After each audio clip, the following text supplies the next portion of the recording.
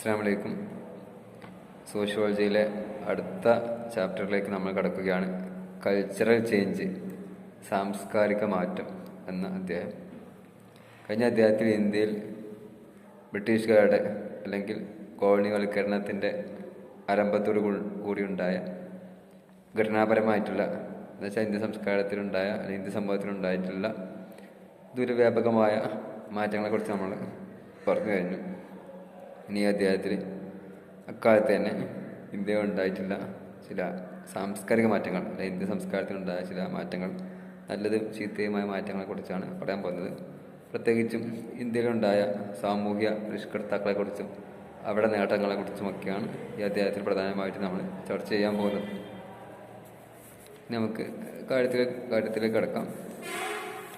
കൊളോണിയലിസത്തിൻ്റെ ഫലമായി സംഭവിച്ച സാംസ്കാരിക മാറ്റങ്ങളാണ് പ്രധാനമായിട്ടും ചർച്ച ചെയ്യാൻ പോകുന്നത്. എന്നുവെച്ചാൽ ബ്രിട്ടീഷുകാരുടെ വരവിന് ശേഷം ഉണ്ടായ, പ്രത്യേകിച്ചും അവരുടെ പ്രവർത്തനത്തിന് ഫലമായി ഇന്ത്യയിലുണ്ടായ സാംസ്കാരിക മാറ്റമാണ് പറയാൻ പോകുന്നത്. കഴിഞ്ഞ അധ്യായത്തിൽ നമ്മൾ പറഞ്ഞ ഘടനാപരമായ മാറ്റങ്ങളും സ്ട്രക്ചറൽ ചേഞ്ചും ഈ അധ്യായത്തിൽ പറയാൻ പോകുന്ന സാംസ്കാരിക മാറ്റങ്ങൾ തമ്മിൽ പരസ്പരം ബന്ധമുണ്ട്. 19-20 നൂറ്റാണ്ടിൽ ഇന്ത്യയിലുണ്ടായ ചില സാമൂഹ്യ പരിഷ്കരണ പ്രസ്ഥാനങ്ങൾ ഇന്ത്യയിലെ സാംസ്കാരിക മാറ്റത്തിൻ്റെ പ്രധാനപ്പെട്ട കാരണക്കാരുമാണ്. അതുപോലെ തന്നെ സാംസ്കാരിക മാറ്റത്തിൻ്റെ ഒരു ഫലം കൊണ്ട് ഉണ്ടായ പ്രസ്ഥാനം കൂടിയാണ് ഇവർ. എന്നുവെച്ചാൽ ഇവർ സാംസ്കാരിക മാറ്റം ഉണ്ടാക്കി, അല്ലെങ്കിൽ സാംസ്കാരിക മാറ്റം ഇവരുണ്ടാക്കി, രണ്ടുമാണെങ്കിൽ എന്ത് ചെയ്യാണ്, നമുക്ക് രണ്ടും പറയാവുന്നതാണ്. രണ്ടും പരസ്പരം പൂരകമായിട്ട് പ്രവർത്തിച്ചിട്ടുണ്ട്. ഏതായാലും സമൂഹത്തിലെ ദുരാചാരങ്ങൾക്കെതിരെ, സാമൂഹ്യ തിന്മകൾക്കെതിരെയായിട്ടാണ് ഈ സാമൂഹ്യ പരിഷ്കരണ പ്രസ്ഥാനങ്ങളൊക്കെ ഇന്ത്യയിൽ രൂപം കൊണ്ടത്. സാമൂഹ്യ തിന്മകളെ ഇല്ലാതാക്കാൻ, ഈ തിന്മകൾ കണ്ടു മടുത്തിട്ട് അന്നത്തെ ചിന്തിക്കുന്ന ചില വ്യക്തികൾ അല്ലെങ്കിൽ പണ്ഡിതന്മാർ, അവർ ഈ സമൂഹത്തിൽ കാണുന്ന ചില അനാചാരങ്ങൾ അല്ലെങ്കിൽ മനുഷ്യനെ ബുദ്ധിമുട്ടിക്കുന്ന ചില സിസ്റ്റംസ്, അതൊക്കെ ഒന്ന് മാറ്റാൻ വേണ്ടിയിട്ട് ഒരു മനുഷ്യ നന്മ ലക്ഷ്യം വെച്ചിട്ടാണ് അവർ സാമൂഹ്യ പരിഷ്കരണ പ്രസ്ഥാനങ്ങൾ ആരംഭിച്ചതും അല്ലെങ്കിൽ ഒറ്റക്ക് നിന്നിട്ട് പൊരുതിയതൊക്കെ. അന്ന് ഇന്ത്യ ഉണ്ടായ ചില സാമൂഹ്യ ദുരാചാരങ്ങളുണ്ട്. ആ ദുരാചാരങ്ങളുടെ പശ്ചാത്തലത്തിലാണ് ആ മാറ്റാൻ വേണ്ടിയിട്ടാണ് ഇവർ വന്നത്. അന്നത്തെ പ്രധാനപ്പെട്ട ഇന്ത്യയിലെ ചില സാമൂഹ്യ തിന്മകളായിരുന്നു സതിയെക്കുറിച്ച് നിങ്ങൾ കേട്ടിട്ടുണ്ടാകും. അതായത് ഭർത്താവ് മരിച്ചിട്ടുണ്ടെങ്കിൽ ഭാര്യ കൂടി എന്ത് ചെയ്യാണ്, ആത്മഹത്യ ചെയ്യുക. ഭർത്താവിനെ സംസ്കരിക്കുന്ന ചിതയിലേക്ക് ഭാര്യ എടുത്ത് ചാടിയിട്ട് ഭാര്യ കൂടി മരിക്കുന്നതാണ് സതി. അതിൻ്റെ ഒരു പ്രത്യേകത എന്താ വെച്ചിട്ടുണ്ടെങ്കിൽ നമുക്കറിയാം, വളരെ ക്രൂരമാണ്. ഭർത്താവ് മരിച്ച എന്ത് ചെയ്യുക, ഭാര്യയ്ക്ക് അത് ഭാര്യ മരിച്ച ഭർത്താവിന് ചാടേണ്ട ആവശ്യമില്ല. അപ്പം ഭർത്താവ് മരിച്ച ഭാര്യയ്ക്ക് മറ്റൊരു ജീവിതം സാധ്യമല്ല. ഭാര്യ എന്ത് ചെയ്യണം, മരിക്കേണ്ടി വരും. ഇതിൽ മറ്റൊരു അവസ്ഥ എന്താ വെച്ചിട്ടുണ്ടെങ്കിൽ അന്ന് വിവാഹപ്രായമൊന്നുമില്ല. പലപ്പോഴും ഭർത്താക്കന്മാർ നല്ല വയസ്സുള്ള ആൾക്കാരായിരിക്കും. ഭാര്യമാരാണെങ്കിലോ ചെറിയ സ്ത്രീകളായിരിക്കും. 15 വയസ്സ് ഉള്ള സ്ത്രീകളൊക്കെ ഉണ്ടാവും കല്യാണം കഴിക്കപ്പെട്ട. അപ്പോൾ വയസ്സായ ഭർത്താവ് അതുകൊണ്ട് അദ്ദേഹം വേഗം മരിച്ചു പോകും. അപ്പോൾ എന്ത് ചെയ്യും, ഈ ഭാര്യ 15 വയസ്സ് വയസ്സ് പ്രായമുള്ള ഭാര്യയായിരിക്കും ഒരു വിധേയായി മാറുന്നത്. അവരും ചിതയിലേക്ക് ചേടേണ്ടി വരും. അപ്പോൾ ജീവിതം തുടങ്ങിയിട്ടുണ്ടാവുള്ളൂ. തുടങ്ങുന്ന സമയത്തിന് അവർക്ക് ജീവിതം അവസാനിപ്പിക്കേണ്ടി വരുന്ന ഒരു സമ്പ്രദായമായിരുന്നു സതി സമ്പ്രദായം. അതേക്കുറിച്ച് നിങ്ങൾക്ക് അറിയുമെന്ന് വിചാരിക്കുന്നു. അതുപോലെ തന്നെ അന്നത്തെ ശൈശവ വിവാഹം, നമ്മൾ നേരത്തെ പറഞ്ഞു വിവാഹപ്രായമൊന്നും ഉണ്ടായിരുന്നില്ല. ചിലപ്പോൾ എന്ത് ചെയ്യാണ് 10, 9, 8 വയസ്സിലൊക്കെ ഇന്ത്യൻ സ്ത്രീകളെ കല്യാണം കഴിക്കപ്പെടുമ്പോഴായിരുന്നു. കല്യാണം കഴിക്കുമ്പോൾ അവരുടെ കുട്ടിക്കാലം പോകുന്നു മാത്രമല്ല, പലപ്പോഴും എന്ത് ഭർത്താക്കന്മാർ എന്ന് വെച്ചാൽ അന്ന് ഭാര്യത്വം ഉണ്ടായിരുന്നു. ഭർത്താവിന് ഒന്ന് കൂടുതൽ ഭാര്യമാരുണ്ടാവും. മാത്രമല്ല പലപ്പോഴും വയസ്സായ ഭർത്താക്കന്മാരുണ്ടാവുക. അപ്പോൾ ഈ 9 വയസ്സുകാർ 10 വയസ്സുകാർ കല്യാണം കഴിച്ചിട്ടുണ്ടെങ്കിൽ എന്ത് ചെയ്യും, ഭാര്യ ഉടൻ മരിക്കും. അപ്പോൾ ഭാര്യ സതി അനുഷ്ഠിക്കേണ്ടി വരും. അപ്പോൾ അവർക്ക് ജീവിതമില്ല, ചുരുക്കത്തിൽ സ്ത്രീകൾക്ക് ജീവിതമില്ല എന്ന അവസ്ഥയാണ് ഉണ്ടായിരുന്നത്. അപ്പോൾ ശൈശവ വിവാഹ രീതി, എല്ലാത്തിൻ്റെ ശൈശവ വിവാഹ രീതി വേറെ രൂപത്തിലുണ്ടായിരുന്നു. നിങ്ങൾ മഹാത്മാഗാന്ധിയെ കുറിച്ചൊക്കെ അദ്ദേഹത്തെ വിവാഹ രീതിയെക്കുറിച്ചൊക്കെ കേട്ടിട്ടുണ്ടാകും. അപ്പോൾ അന്ന് എന്ത് ചെയ്യാം, കുട്ടികളെ പരസ്പരം കല്യാണം കഴിപ്പിക്കാം. അപ്പോൾ 13 വയസ്സുള്ള കുട്ടികൾക്ക് എന്ത് ചെയ്യാം, കല്യാണം കഴിപ്പിക്കാം. അപ്പോൾ കുട്ടിക്കാലം എന്താവും, അവർക്ക് ഒട്ടും പെട്ടെന്നില്ലാതെ പ്രായത്തിൽ കല്യാണം കഴിക്കാം. അപ്പോൾ കുടുംബജീവിതം നയിക്കാനുള്ള പക്വതൊന്നും അവർക്കുണ്ടാവില്ല. അപ്പോൾ അവരെന്ത് ചെയ്യാണ്, ഈ ജീവിതം കൊണ്ട് ആ കുടുങ്ങുന്ന അവസ്ഥ ഉണ്ടാവുക. പിൽക്കാലത്ത് മഹാത്മാഗാന്ധിക്ക് അദ്ദേഹം തള്ളി പറഞ്ഞിട്ടുണ്ട്. അപ്പോൾ ഏതാണ് ഈ സതിസമ്പ്രദായം, ശൈശവ വിവാഹ രീതി. അതുപോലെ തന്നെ വിവാഹ നിരോധനം. വിധവകളായ സ്ത്രീകൾക്ക് ഭർത്താവ് മരിച്ചിട്ടുണ്ടെങ്കിൽ ഭാര്യമാർക്ക് മറ്റു വിവാഹം കഴിക്കാൻ പാടില്ല എന്നായിരുന്നു അന്നത്തെ സിസ്റ്റം. സത്യസമ്പ്രദായം ഇന്ത്യയിലെ എമ്പാടുണ്ടായിട്ടില്ല, ചില പ്രത്യേക ഭാഗങ്ങൾ ഉണ്ടായിട്ടുള്ളൂ. എന്നാൽ വിധവാ വിവാഹ നിരോധനം ഇന്ത്യയിലെ ഭൂരിഭാഗം ഭാഗങ്ങൾ ഉണ്ടായിരുന്നു. എന്ന് വെച്ചിട്ടുണ്ടെങ്കിൽ ഭർത്താവ് മരിച്ച ഭാര്യയ്ക്ക് മറ്റൊരു വിവാഹം കഴിക്കാനുള്ള സ്കോപ്പില്ല. മറ്റൊരു വിവാഹം കഴിക്കാൻ പാടില്ല. മാത്രമല്ല അവരുടെ ജീവിതം എന്ത് വേഷം, അവരുടെ വെള്ള വസ്ത്രം ധരിച്ചിട്ട് വീടിന് പുറത്തിറങ്ങാതെ ആഭരണങ്ങൾ ഉപയോഗിക്കാതെ ഒരു ഭാഗത്ത് ഇങ്ങനെ ചടഞ്ഞു കൂടി ഇരിക്കണം. ഇനി കുട്ടികളൊന്നും ഇല്ലെങ്കിൽ പറയും വേണ്ട. അപ്പോൾ അവർക്ക് യാതൊരു വിധം എന്തില്ല, ജീവിത സുഖം കൊണ്ടല്ല, ഫുൾ എന്ത് ഒരു സന്യാസിയെ പോലെ സന്യാസിനിയെ പോലെ ജീവിക്കേണ്ട അവസ്ഥയാണ് ഉണ്ടായിരുന്നത്. അതുപോലെ തന്നെ ജാതി വിവേചനത്തെ കുറിച്ച് നമുക്ക് പറയേണ്ട ആവശ്യമില്ലല്ലോ, അറിയാവുന്ന കാര്യമാണ്. അതുപോലെ തന്നെ സ്ത്രീ വിരുദ്ധത, ചില എല്ലാ മേഖലയിലും എന്ത് ചെയ്യുക, സ്ത്രീകൾ തള്ളപ്പെടുന്ന അവസ്ഥ. അതുപോലെ തന്നെ ശിശുഹത്യ, ചില കുട്ടി ജനിച്ചിട്ടുണ്ടെങ്കിൽ പെൺകുട്ടി ആണെന്ന് അറിഞ്ഞിട്ടുണ്ടെങ്കിൽ, നമ്മൾ കേട്ടിട്ടുണ്ട് പ്രവാചന കാലത്ത് അറേബ്യയിലൊക്കെ ഉണ്ടായിരുന്ന സിസ്റ്റം. അതുപോലെ ഇന്ത്യയിൽ ഉണ്ടായിരുന്നു. ചില മേഖലയിലൊക്കെ എന്ത് ചെയ്യാണ്, പെൺകുട്ടികളൊക്കെ കൊല്ലുക. അതുപോലെ തൊട്ടുകൂടായ്മയെ കുറിച്ച് നിങ്ങൾക്ക് അറിയും, കേരളത്തിലൊക്കെ ഉണ്ടായിരുന്ന സിസ്റ്റം. അപ്പോൾ ഇത്തരം ഒരുപാട് അനാചാരങ്ങൾ ഇന്ത്യയിൽ അക്കാലത്തുണ്ടായിരുന്നു, ബ്രിട്ടീഷ് വരുന്ന സമയത്ത് തന്നെ. അപ്പം അന്ന് എന്തായി, ഈ 18-19 നൂറ്റാണ്ടുകളിലൊക്കെ ഇന്ത്യയിൽ ചിന്തിക്കുന്ന ചില വ്യക്തികൾ ഈ അനാചാരങ്ങൾക്കെതിരെ തിരിയുകയും അവ ഇല്ലാതാക്കാൻ ശ്രമിക്കുകയും ചെയ്തു. അങ്ങനെയാണ് ഇന്ത്യയിൽ സാമൂഹിക പരിഷ്കരണ പ്രസ്ഥാനങ്ങൾ രൂപം കൊണ്ടത്. ഏതായാലും നമ്മൾ ആധുനിക പശ്ചാത്തലത്തിലാണ് ഈ സാമൂഹ്യ പരിഷ്കരണം ഉണ്ടായത്, അല്ലെങ്കിൽ സാമൂഹ്യ പരിഷ്കർത്താക്കൾ പിന്നെ മുന്നേറിട്ട് വന്നത്. ആധുനിക പശ്ചാത്തലം എന്ന് വെച്ചാൽ എന്താണ്, 18-19 നൂറ്റാണ്ടുകളിൽ ആധുനിക വിദ്യാഭ്യാസം നേടിയതിൻ്റെ ഫലമായിട്ട് ബ്രിട്ടീഷുകാർക്ക് ഇന്ത്യയിലേക്ക് വരികയുണ്ടായി. നമുക്ക് പുതിയ പുതിയ ആശയങ്ങൾ കിട്ടാൻ തുടങ്ങി. അതിൻ്റെ ഫലമായിട്ട് ആ പശ്ചാത്തലത്തിലാണ് സാമൂഹ്യ പരിഷ്കർത്താക്കൾ പ്രത്യേകിച്ചും ഉണർന്ന് പ്രവർത്തിക്കാൻ തുടങ്ങിയത്. പൊതുവെ നമ്മൾ പിന്നെ 2 കാരണങ്ങൾ പറയുന്നുണ്ട് സാമൂഹ്യ പരിഷ്കരണം അക്കാലത്ത് ഉണ്ടാകാനുള്ള, 18-19 നൂറ്റാണ്ടുകൾ ഉണ്ടാകാനുള്ള കാരണം. ഒന്ന്, പാശ്ചാത്യ ലിബറലിസത്തിൻ്റെ ആധുനിക ആശയങ്ങൾ, പിന്നെ യൂറോപ്യൻ ആശയങ്ങൾ ഈ യൂറോപ്യൻ വിദ്യാഭ്യാസത്തിലൂടെ അല്ലെങ്കിൽ ബ്രിട്ടീഷ് വിദ്യാഭ്യാസത്തിലൂടെ നമുക്ക് എന്തായി, ഈ ബ്രിട്ടനിലേക്കുള്ള അല്ലെങ്കിൽ യൂറോപ്പിലേക്കുള്ള നവീനമായിട്ടുള്ള പല ആശയങ്ങൾ നമുക്ക് കിട്ടാൻ തുടങ്ങി. അതുപോലെ തന്നെ ഇന്ത്യയിലെ പരമ്പരാഗത ആശയങ്ങളുണ്ട്, അതിൻ്റെ സ്വാധീന ഫലമായിട്ട്. ചില ഇന്ത്യയിലുള്ള എന്ത് ചെയ്യുന്നു, ഹിന്ദുമതത്തിലുള്ള പല ഗ്രന്ഥങ്ങളുണ്ട്. എന്നാൽ എന്ത് ചെയ്യുക, അന്ന് അനുസരിച്ചിരുന്ന ഹിന്ദുമതത്തിൻ്റെ എന്തെല്ലാം യഥാർത്ഥ ഹിന്ദുമതം എന്താണെന്ന് തർക്കമുണ്ട്. എന്നിരുന്നാൽ പോലും ഹിന്ദുമതത്തിൽ നല്ല എന്ത് ചെയ്യാൻ കുറച്ച് കാര്യങ്ങളൊക്കെ ഉണ്ട്. ഉപനിഷത്തുകൾ പറയുന്ന പല ആശയങ്ങളൊക്കെ ഉണ്ട്, വളരെ നവീനമായ ആശയങ്ങളുണ്ട്, വളരെയധികം എന്ത് ചെയ്യാണ് സുപ്രകരമായ ആശയങ്ങളൊക്കെ ഉണ്ട്.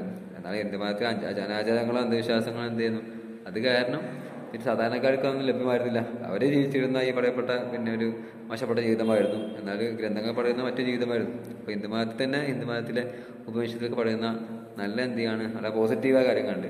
ആ കാര്യങ്ങളെക്കുറിച്ചൊക്കെ പിന്നീട് പഠിക്കാൻ തുടങ്ങിയവരൊക്കെയാണ് ഇപ്പോൾ ശ്രീനാരായണ ഗുരു, സ്വാമി വിവേകാനന്ദനൊക്കെ. അവരൊക്കെ ഹിന്ദുമതത്തിൽ അഗാധമായ ജ്ഞാനമുള്ളവരാണ്. നേമറിച്ച് അവർ മോഡിയെ പോലെ അമിത്ഷായെ പോലെ അല്ല. അപ്പോൾ എന്ത് ചെയ്യാണ്, ഹിന്ദുമതത്തിൽ ആഴത്തിലുള്ള അറിവുള്ള വ്യക്തികളൊക്കെ പൊതുവെ എന്തായിരിക്കും, അവർ കുഴപ്പക്കാരല്ല. അവർക്ക് എന്ത് ചെയ്യാണ്, പിന്നെ നമ്മൾ ഇപ്പോൾ പറഞ്ഞ ഗുരു, അതുപോലെ തന്നെ എന്ത് ചെയ്യാണ് സ്വാമി വിവേകാനന്ദൻ, അങ്ങനെ പല നല്ല നല്ല വ്യക്തികളുണ്ട്. അത് ഹിന്ദുമതത്തിൻ്റെ എന്ത് ചെയ്യാണ് തത്വങ്ങൾ ഉൾക്കൊള്ളുന്നവരാണ്. ഇത് തത്വങ്ങൾ ഉൾക്കൊള്ളാൻ എന്തായി ഒരു വർഗീയ ഭ്രാന്തിച്ച് വളർത്തുന്നവരാണ് പ്രശ്നക്കാർ. അപ്പോൾ ഏതായാലും എന്തായി, യൂറോപ്യന്മാർ വന്നപ്പോൾ യൂറോപ്യൻ ആശയങ്ങൾ അല്ല ബ്രിട്ടീഷ് വന്നപ്പോൾ ബ്രിട്ടീഷ് ആശയങ്ങൾ നമുക്ക് അവരുടെ വിദ്യാഭ്യാസത്തിലൂടെയും അതുപോലെ തന്നെ ഗ്രന്ഥങ്ങൾ ഇംഗ്ലീഷ് വിദ്യാഭ്യാസം നേടി ഇന്ത്യക്കാരൊക്കെ ഇംഗ്ലീഷ് പുസ്തകങ്ങൾക്ക് വായിക്കാൻ തുടങ്ങി. അങ്ങനെ നമുക്ക് എന്തായി ഈ പാശ്ചാത്യ ആശയങ്ങൾ വന്നു. അതുപോലെ തന്നെ എന്ത് ചെയ്യാണ് ഈ ഇന്ത്യയിലെ പരമ്പരാഗത ആശയങ്ങൾ, ഹിന്ദുമത ഗ്രന്ഥങ്ങളിലുള്ള യഥാർത്ഥ ആശയങ്ങൾ, അത് രണ്ടിൻ്റെയും ഒരു സംയോജന ഫലമായിട്ടാണ് ഇന്ത്യയിൽ നവോത്ഥാനം ഉണ്ടായത്, അല്ലെങ്കിൽ സാമൂഹ്യ പരിഷ്കരണം ഉണ്ടായത്. ഇപ്പോൾ ഒരുപാട് നിങ്ങൾ കേട്ടിട്ടുണ്ടോ ആര്യ സമാജം എന്നൊക്കെ, സ്വാമി ദയാനന്ദ സരസ്വതി ഉണ്ടാക്കിയത്.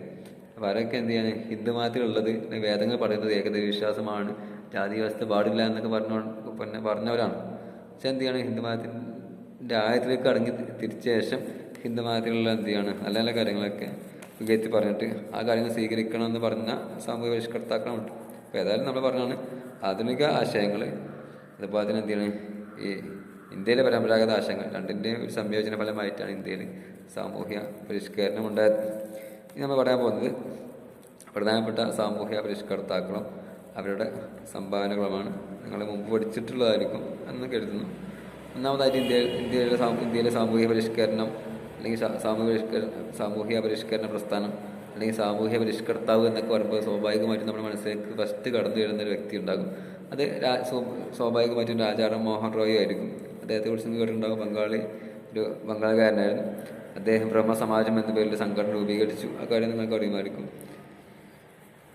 അതുപോലെ തന്നെ അദ്ദേഹത്തിൻ്റെ പ്രധാനപ്പെട്ട നേട്ടമായിരുന്നു സതി നിരോധനം. സതി നിരോധിച്ച് ബ്രിട്ടീഷുകാരാണ് അന്ന് ഇന്ത്യ ഭരിക്കുന്നത്. അപ്പോൾ അദ്ദേഹത്തിൻ്റെ പ്രവർത്തന ഫലമായിട്ടാണ് സതി പിൽക്കാലത്ത് ബ്രിട്ടീഷുകാർ നിരോധിച്ചത്. അപ്പോൾ അദ്ദേഹം ഇന്ത്യയിൽ ഒരുപാട് സാമൂഹ്യ അനാചാരങ്ങൾക്കെതിരെ പോരാടിയിട്ടുണ്ട്.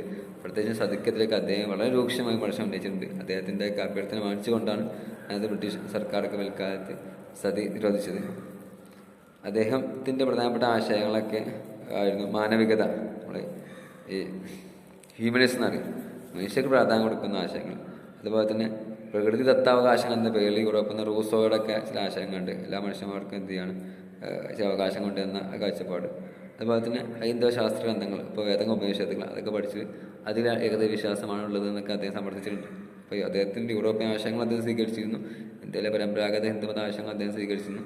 രണ്ടിൻ്റെ നല്ലത് എടുത്തിട്ടാണ് അദ്ദേഹം ഈ ബ്രഹ്മസമാജം രൂപീകരിക്കുകയും അതിൻ്റെ തത്വങ്ങൾ രൂപീകരിക്കുകയും അതനുസരിച്ച് പ്രവർത്തിക്കുകയും ചെയ്തത്. അദ്ദേഹത്തിന് പ്രധാനപ്പെട്ട സംഭാവനയാണ് സതി ബ്രിട്ടീഷ് നിരോധിക്കാൻ അദ്ദേഹം എന്തായി കാരണമായി എന്നത്. അതുപോലെ തന്നെ ഇന്ത്യയിലെ മറ്റൊരു സാമൂഹിക പരിഷ്കർത്താവാണ് റാനഡെ. അദ്ദേഹത്തെക്കുറിച്ച് ചിലപ്പോൾ കേട്ടിട്ടുണ്ടാവും. അദ്ദേഹം പ്രാർത്ഥനാ സമാജം എന്ന പേരിൽ ഒരു സംഘടന രൂപീകരിച്ചിട്ടുണ്ട്. പ്രത്യേകിച്ചും വിധവാ വിവാഹത്തിനായിരുന്നു അദ്ദേഹത്തിൻ്റെ, മറ്റൊരുപാട് ചിലങ്ങൾ തീർത്തിട്ടുണ്ട്. പക്ഷേ വിധവാ വിവാഹത്തെ ഊന്നി പറഞ്ഞുകൊണ്ടാണ് അദ്ദേഹത്തിൻ്റെ പ്രസ്ഥാനം വളരെയധികം മുന്നോട്ട് പോയത്. അപ്പോൾ വിധവകൾക്ക് നമ്മൾ നേരത്തെ പറഞ്ഞു, വിധവകൾക്ക് ഇന്ത്യയിൽ പിന്നെ വീണ്ടും വിവാഹം കഴിക്കാനുള്ള ഒരു സാഹചര്യം ഉണ്ടായിരുന്നില്ല. അവരുടെ ജീവിതം വളരെയധികം ദയനീയമാകുമായിരുന്നു ഭർത്താവ് മരിച്ചിട്ടുണ്ടെങ്കിൽ. മാത്രമല്ല നമ്മൾ നേരത്തെ പറഞ്ഞു വിവാഹപ്രായത്തിൽ നിന്ന് പരിധി ഉണ്ടായിരുന്നില്ല. ഭർത്താവ് ചിലപ്പോൾ 70 വയസ്സുള്ള ഭർത്താവ് ചിലപ്പോൾ 10 വയസ്സ് വരെ കല്യാണം കഴിക്കും. 72, 73 വയസ്സാകുമ്പോൾ പിന്നെ വൃദ്ധനായ ഭർത്താവ് മരിക്കും.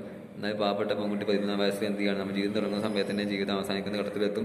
അവർക്ക് വീണ്ടും വിവാഹം കഴിക്കാനുള്ള യാതൊരു സ്കോപ്പ് ഉണ്ടായിരുന്നില്ല. വീട്ടിൽ നിന്ന് പുറത്തിറങ്ങാൻ പോലുള്ള അനുവാദം ഉണ്ടായിരുന്നില്ല. വീട്ടിൽ എന്ത് ചെയ്യും, വെള്ളവസ്ത്രം ധരിച്ചുകൊണ്ട് കഴിഞ്ഞ് കൊണ്ടുവരണമെന്നതായിരുന്നു അന്നത്തെ സ്ഥിതി. അപ്പോൾ അന്നത്തെ ഈ ഇത്തരം രീതിയിലുള്ള ഈ വിധവകൾക്ക് വിവാഹം കഴിക്കാൻ പാടില്ല എന്ന ആ ഒരു വ്യവസ്ഥ എതിർത്തുകൊണ്ട് റാനഡെ ശക്തമായി ഇടപെടുകയുണ്ടായി. അതുപോലെ തന്നെ മറ്റൊരു സ്വാമി പരിഷ്കർത്താവാണ് നമുക്ക് വളരെയധികം സുപരിചിതനായ സർ സയ്യിദ് അഹമ്മദ് ഖാൻ. അദ്ദേഹമാണ് അലിഗഡ് യൂണിവേഴ്സിറ്റി ഉണ്ടാക്കി എന്നൊക്കെ നിങ്ങൾ കേട്ടിട്ടുണ്ടാകും. അലിഗഡ് പ്രസ്ഥാനം എന്ന പേരിലുള്ള പ്രസ്ഥാനം രൂപീകരിച്ചു. അദ്ദേഹത്തിൻ്റെ കടന്നുവരവിനൊരു കാരണമുണ്ട്. 1857 ഇന്ത്യയിലെ ഒന്നാം സ്വാതന്ത്ര്യ സമരത്തെക്കുറിച്ച് കേട്ടിട്ടുണ്ടാകും. ഒരുപാട് എന്ത് ചെയ്യാണ് മുസ്ലിങ്ങളൊക്കെ അത് പങ്കെടുത്തിട്ടുണ്ടായിരുന്നു. അപ്പോൾ അതിൻ്റെ ഫലമായിട്ട് ബ്രിട്ടീഷുകാർ പിൽക്കാലത്ത് ഈ സമരം അടിച്ചൊതുക്കുകയും അങ്ങനെ മുസ്ലിങ്ങൾ ഒരുപാട് പങ്കെടുത്തതിൻ്റെ പേരിൽ മുസ്ലിങ്ങൾ ഈ സമരത്തിലുള്ള മുസ്ലിങ്ങളുടെ പങ്കാളിത്തത്തിൻ്റെ പേരിൽ മുസ്ലിങ്ങളെ വളരെയധികം ഉപദ്രവിക്കുകയും ഒരുപാട് മുസ്ലിങ്ങൾ പിന്നെ കൊല ചെയ്യപ്പെടാൻ കാരണമായിട്ടുണ്ട്. അപ്പോൾ അത് പരമാവധി പിന്നീട് എന്താ മുസ്ലിങ്ങളെ ഒതുക്കുന്ന സമ്പ്രദായമാണ് ബ്രിട്ടീഷുകാർ കൊണ്ടുവന്നത്. അപ്പോൾ ആ ഒരു പശ്ചാത്തലത്തിൽ സർ സയ്യിദ് അഹമ്മദ് ഖാൻ എന്ന് പറഞ്ഞു മുസ്ലിങ്ങൾക്ക് വിദ്യാഭ്യാസമാണ്, നമുക്ക് വിദ്യാഭ്യാസമായിട്ട് മുന്നേറ്റമാണ്, എന്നിരുന്നാൽ എന്ത് ചെയ്യും നമുക്ക് വില ഉണ്ടാക്കും എന്നൊക്കെ പറഞ്ഞിട്ട് അദ്ദേഹം അലിഗഡ് പിന്നെ എന്ത് ചെയ്യും പ്രസ്ഥാനമൊക്കെ രൂപീകരിച്ചു. അതുപോലെ തന്നെ എന്ത് മുസ്ലിങ്ങൾക്ക് വിദ്യാഭ്യാസത്തിന് വേണ്ടിയിട്ട് അദ്ദേഹം പിന്നെ തുനിഞ്ഞിറങ്ങി. അതുപോലെ തന്നെ മുസ്ലിം സ്ത്രീകളുടെ ഉന്നമനം, മുസ്ലിം സ്ത്രീകളുടെ വിദ്യാഭ്യാസം കൂടി അദ്ദേഹത്തിൻ്റെ പ്രധാനപ്പെട്ട ലക്ഷ്യങ്ങളായിരുന്നു. ഇപ്പോൾ മുസ്ലിം സമുദായത്തിലുണ്ടായ പരിഷ്കർത്താവാണ് സർ സയ്യിദ് അഹമ്മദ് ഖാൻ. അദ്ദേഹം പിന്നെ ഒരു ഖുർആൻ വ്യാഖ്യാതാവ് കൂടിയായിരുന്നു. അതുപോലെ പ്രവാചകൻ്റെ പിന്നെ ജീവചരിത്രമൊക്കെ അദ്ദേഹം എഴുതിയിട്ടുണ്ട്. പിന്നെ അതുപോലെ മറ്റൊരു പരിഷ്കർത്താവാണ് വീരേശലിംഗം എന്ന് പറയുന്ന മറ്റൊരു പരിഷ്കർത്താവ്. അദ്ദേഹം അറിവിൻ്റെ ഉറവിടങ്ങൾ എന്ന പേരിൽ കൃതി എഴുതിയിട്ടുണ്ട്. ഇത് അദ്ദേഹം പാശ്ചാത്യ ആശയങ്ങളൊക്കെ കൂടുതൽ ഇന്ത്യയിലുള്ള പിന്നെ പരമ്പരാഗത ആശയങ്ങളുണ്ട്, അത് വളരെയധികം യുക്തിപൂർവ്വം അവതരിപ്പിച്ചുകൊണ്ട് അദ്ദേഹം ഒരുപാട് എന്ത് ചെയ്യാണ് സാമൂഹ്യ പരിഷ്കരണ മേഖലയിൽ പ്രവർത്തിച്ചിട്ടുണ്ട്. അപ്പോൾ ഇത്രയുമാണ് നമ്മൾ പറഞ്ഞത് ഇന്ത്യയിലുണ്ടായ സാംസ്കാരിക മാറ്റം. അപ്പോൾ ഈ 18, 19 നൂറ്റാണ്ടുകളിൽ ഇന്ത്യയിൽ ഒരുപാട് സാമൂഹ്യ പരിഷ്കർത്താക്കൾ വന്നു. അവരോട് എന്ത് ചെയ്യാണ് ഈ പരിഷ്കരണ പ്രസ്ഥാനത്തിൻ്റെ പ്രധാനപ്പെട്ട രണ്ട് കാരണങ്ങളുണ്ട്. അപ്പോൾ ഒന്നാമത് എന്ത് പാശ്ചാത്യ വിദ്യാഭ്യാസം ഇന്ത്യയിൽ പിന്നെ പ്രചരിപ്പിച്ചു. ആശയങ്ങൾ, പുതിയ ആശയങ്ങൾ ഇന്ത്യക്കാർക്ക് ലഭ്യമായി. അതുപോലെ ഇന്ത്യയിലുള്ള പരമ്പരാഗത അറിവുകൾ, പ്രത്യേകിച്ചും ഹിന്ദുമതത്തിലെ ഒരു മൗലിക ഗ്രന്ഥങ്ങളിലുള്ള അറിവുകളൊക്കെ സ്വായത്തമാക്കി. രണ്ടിൻ്റെ ഒരു സമന്വയ ഫലമായിട്ടാണ് ഇന്ത്യയിൽ സാമൂഹ്യ പരിഷ്കരണം ആരംഭിച്ചത്. അന്നത്തെ ഒരുപാട് അനാചാരങ്ങൾക്കെതിരെയാണ് സതി, ശൈശവവിവാഹം, പിന്നെ വിവാഹ നിരോധനം, ജാതി വിവേചനം, സ്ത്രീ വിരുദ്ധത, പെൺശിശുഹത്യ, തൊട്ടുകൂടായ്മ തുടങ്ങിയ ഒരുപാട് സാമൂഹ്യ അനാചാരങ്ങൾ ഇന്ത്യയിലുണ്ടായിരുന്നു. അതിനെതിരെയൊക്കെ പോരാടിക്കൊണ്ടാണ്, അതിനെയൊക്കെ ഇല്ലാതാക്കാൻ ശ്രമിച്ചുകൊണ്ടാണ് ഇന്ത്യയിലെ സാമൂഹ്യ പരിഷ്കരണ പ്രസ്ഥാനങ്ങൾ മുന്നോട്ട് പോയത്, അല്ലെങ്കിൽ സാമൂഹ്യ പരിഷ്കർത്താക്കളൊക്കെ മുന്നോട്ട് വന്നത്. അപ്പോൾ നമ്മൾ രാജാറാം മോഹൻ റോയ്, റാനഡെ, സർ സയ്യിദ് അഹമ്മദ് ഖാൻ, വീരേശലിംഗം മാത്രമല്ല ഒരുപാട് പേരുണ്ട്. നമ്മുടെ പുസ്തകത്തിൽ പഠിക്കുന്നുള്ളൂ. അപ്പോൾ അതെന്ത് ചെയ്യുക, ഇന്ത്യയുടെ പല ഭാഗങ്ങളിലായിട്ട് ഉത്തരേന്ത്യയിലും ദക്ഷിണേന്ത്യയിലും കിഴക്കും പടിഞ്ഞാറൊക്കെ ഇന്ത്യയിലായിട്ട് ഒരുപാട് സമരപരിഷ്കർത്താക്കളെ ഈ അനാചാരങ്ങളും അവസാനിപ്പിച്ചുകൊണ്ട് മനുഷ്യർക്കൊരു മോചനം നൽകാനുള്ള ശ്രമങ്ങൾ ആരംഭിച്ചു.